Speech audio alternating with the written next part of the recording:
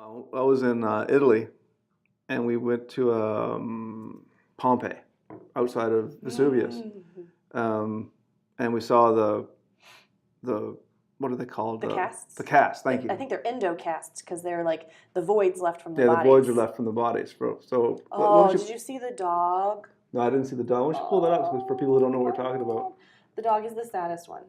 So, Pompeii bodies. It's fascinating to see it. And Pompeii is so well preserved. The paint is still on the walls. Yeah. It's incredible. So here's some of the bodies. You can see, like, they most likely died from asphyxiation. But there's the dog. Womp womp. You can see his collar. Yeah. So, like, you have these people where they fell. Yeah. And then... They're covered in volcanic ash, Yep. right?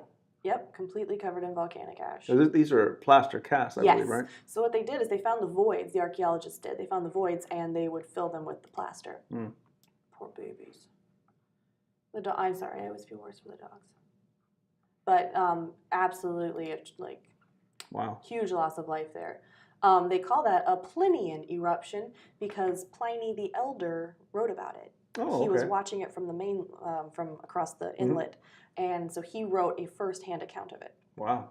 Yeah, so the Plinian eruption is the big ash up the wazoo going everywhere. You have actual lava and huge ash clouds at the same time.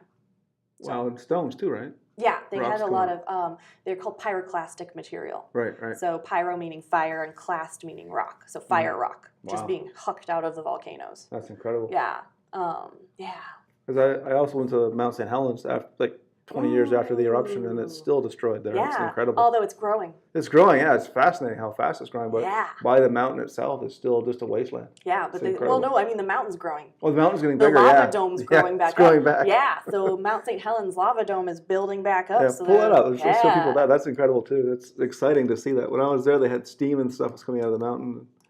I was like, wow, this is scary. Let's get out of here. Yeah. So there it is from a while back, and the dome is getting bigger and bigger. So over time, this will basically rebuild the mountain face. Oh, it'll erupt again. That probably means that we've got some action. So Mount St. Helens is a lateral eruption. So it didn't go out the top. You can see here there's a scar out the side. Right. So she blew her flank, and we knew it was going to happen.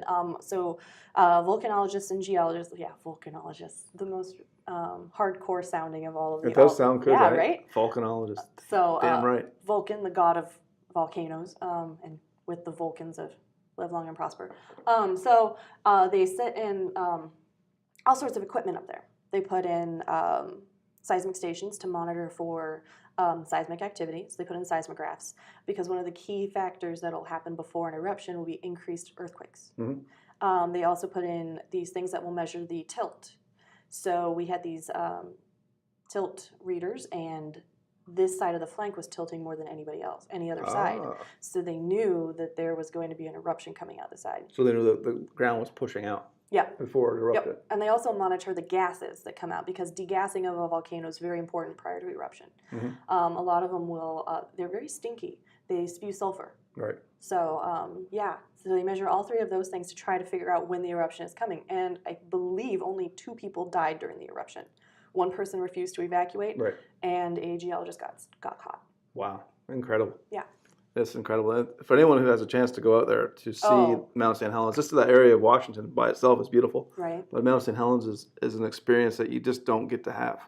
It's just amazing how beautiful it is and how that area is. Like, the area right beside the volcano is still destroyed. Well, when I was there maybe 7 or 8 years ago, still destroyed. Right. It looks just like a lunar landscape of just waste. Yeah. But then on the further out you get, it's actually starting to grow back. Like, the trees are getting huge. Yeah, and that was what, 1984? Yeah, something like that. It was in the early 80s. It was before me, so. I was alive when it happened, but I was a little boy in Eastern Canada. So, so I'm like, hey, volcano, great. So if I click here, will I find the Hawaii? Click where? On the Firefox. Is it down there? Oh, you can still use this. Just use this. Oh, there. Is this it? Yep. Okay, so Hawaii. So Hawaii, big, for those of you who don't know, big eruption. Going crazy. So, fun fact, it's Hawaii is on a hot spot. So Hawaii is moving. The island that is active now will not always be active. So if we look at a map of Hawaiian islands, you can see the movement of the hotspot. So a hotspot is when the mantle underneath the crust is warmer in one area. Okay. We're still working on why and how a mantle plume actually looks, but it's just a warm spot in the mantle. So the mantle can become magma.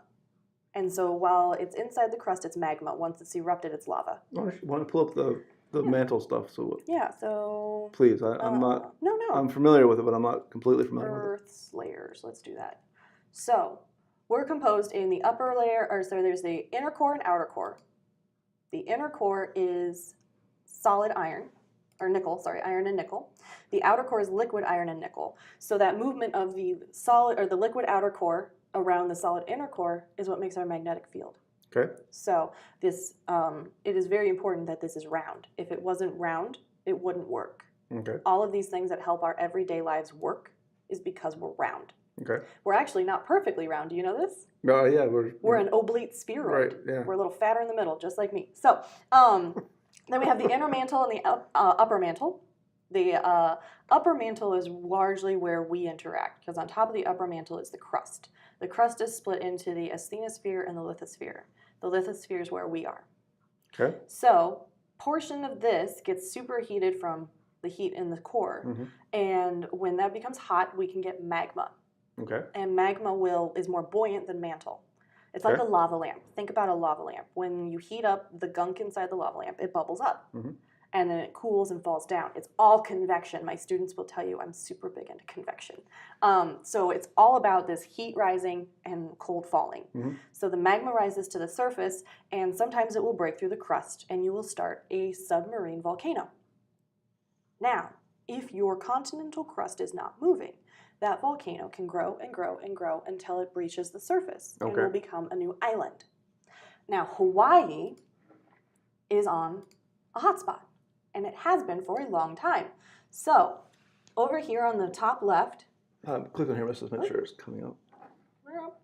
Okay, good. Yeah, good. So over here on the top left is the island of Kauai. That is the oldest Hawaiian island that is still above water. Okay. It is several million years old. I think only about like 3 to 6, somewhere in there. Oahu is the second oldest. Then Molokai. Then Lanai. Then Maui. And this is the active one. So there are 5... So the active one is on the Big Island. Yeah, that's the big island. That is Hawaii. So there are 5 volcanoes on Hawaii. There is, over here, there's Mauna Loa, Mauna Kea, Hualalai, a little one over here that I always forget the name, and then the one that's active right now, Kilauea. Kilauea is the only one that's still over the hotspot. The rest of them have moved off. Oh, okay. So if you look at it, can I get to a big map here? If you look at it and you zoom out, you can actually see a chain. Let's get this in satellite view. See that chain there? So yeah, make sure we're seeing it on our video. Yeah.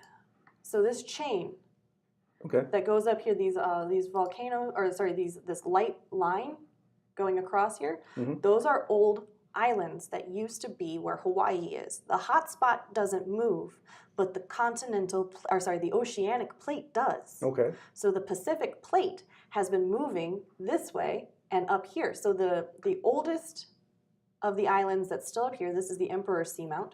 Up here is a little island, or now it's a submarine mount called Detroit. Detroit, eh? And it's about to be subducted underneath the North American plate here in the Aleutian Trench. But Hawaii will not always be above. Here, let's zoom in. Oh, that's better. That's better. There we go. So this is the track of the Pacific plate. And then it takes a turn and it goes north. And this north march is going to be subducted here in this dark zone that's called a trench. So this plate, the Pacific plate, is going to be recycled back into the mantle. Oh, okay. So it's being pushed down. Yeah. And that's why these islands are being pushed up, the Aleutian Islands. So, but yeah, Hawaii, the only active volcano is, let's see, scroll in, is this guy. Now this where it says volcano. Yeah. Over here, one of these little islands is going to eventually be the newest island of Hawaii. Okay. Oh, why am I blanking on the name? Futurama said the name of it. Oh, it starts with an L, but there's a new one. They've already named it there. It should be like above water soon. Really? So Like soon, like 100 years or tomorrow? A couple thousand. Wow. Geologically soon. Wow, that's incredible. I didn't know that. Yeah, really great. So this island, what we've got going out here is on the Kilauea side. So it's on the west or eastern side of the island. It's the only one that's still really, like there is active volcanism in the other volcanoes, but it's the one that's being fed most by the earthquake. Or sorry, by the hotspot. Here we go. Let's go. Let's check this out. So Kilauea has been doing something that's pretty unique for Hawaiian volcanoes. It's been having fissure eruptions. So the only type of rock that's erupted on Hawaii is basalt. Okay. And that is pretty much, it's the most common rock on Earth. All oceanic crust is basalt. Mm-hmm. So basalt is what we call a low viscosity or low resistance to flow. So it's kind of an oozy volcano. It's not going to throw out bombs like the big hunks of rock. It's not going to have like violent eruptions. They're usually what we call quiescent or Hawaiian type. Like we named it after them. It has two main types of flow that you'll hear about are a'a and pohoihoi. Okay. A'a is what you see here in the background, this big wall of blocks. Now, you can walk away from that. Mm-hmm. It's not rushing at you. You can lazily saunter away and be fine. But these fissure eruptions, this is something that you don't see super often in Hawaii. Usually you have it coming out of the big crater, everything's great, you know where it's going to be flowing. Mm-hmm. Or you have like some areas where you know the flows will happen. Now the earth is cracking open, mm-hmm. and you have eruptions coming up from ground that was previously houses or roads or stuff. So, yeah, let's see, Hawaii.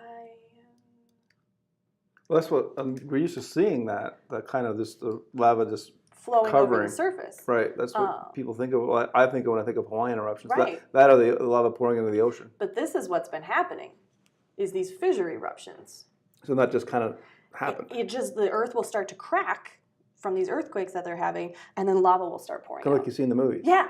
Wow, that's incredible. Right? And so that's what's really freaking people out, which understandably, so this is an old one. I was going to say, that's happening now? Holy smokes. This one is more recent. But yeah, they're having these huge fissures. They're breaking open. Salute. Excuse me. They're breaking open the ground. There was a really great video of it too. If you just Google these things, you'll find amazing videos on it. But yeah, they're spewing toxic gas because sulfur isn't good for humans to breathe.